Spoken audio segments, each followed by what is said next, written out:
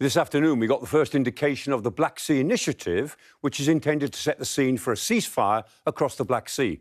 The White House was the first to release a statement announcing the agreement. And these are some of the main points. So first, they have agreed to ensure safe navigation. Secondly, the United States will help restore Russia's access to the world market for agricultural and fertilizer exports. Thirdly, they will enhance access to ports and payment systems for the Russians for such transactions. And of course, there are lots of sanctions being lifted in these last two clauses. Good for the Russians. And fourth, they will develop measures to ban strikes against energy facilities. They won't ban strikes immediately. They'll develop measures to do it at some time in the future. Now, if Russia's conditions are met, the ceasefire will take effect in the Black Sea. And in the Black Sea, you can see here that the Ukrainians actually have done really very well. They have actually chased the Black Sea fleet, Russia's Black Sea fleet, out of Sevastopol, the deep water port, and they forced most of their fleet back to Novorossiysk in Russia proper.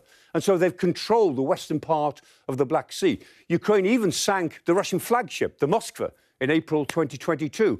They've actually destroyed 24 Black Sea Fleet ships, and that's about a third of the fleet.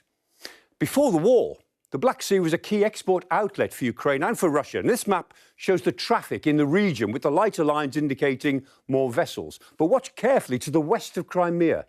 As the war went on, look at the vessel movements once the war started. You can see how they all avoided the area. It's a major impediment to trade. Now, a maritime route, shown in white here, was opened up as part of the UN agreement to ship grain from Ukraine out via Istanbul.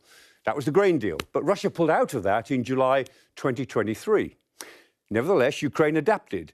Because they controlled the western part of the Black Sea militarily, they were able to open up a route that hugged the coast all the way down, and they were able to get a lot of their ships out in the last 18 months or so. And this graph of Ukraine's grain exports shows how they've rebounded since the war began. So there they are. There was the level of exports they had. There was a rise. There was a big fall immediately as the war began. And now they're almost back to where they were in pre-war levels. So the point is that this ceasefire precursor deal, which is all we can call it at the moment, is rather more favourable to Russia than it is to Ukraine. It will do Russia more good than it does Ukraine. And when we look at all the various details in this agreement, you realise that actually there is less to it than meets the eye. And what does meet the eye is not really very favourable to Ukraine. That's where we are this evening.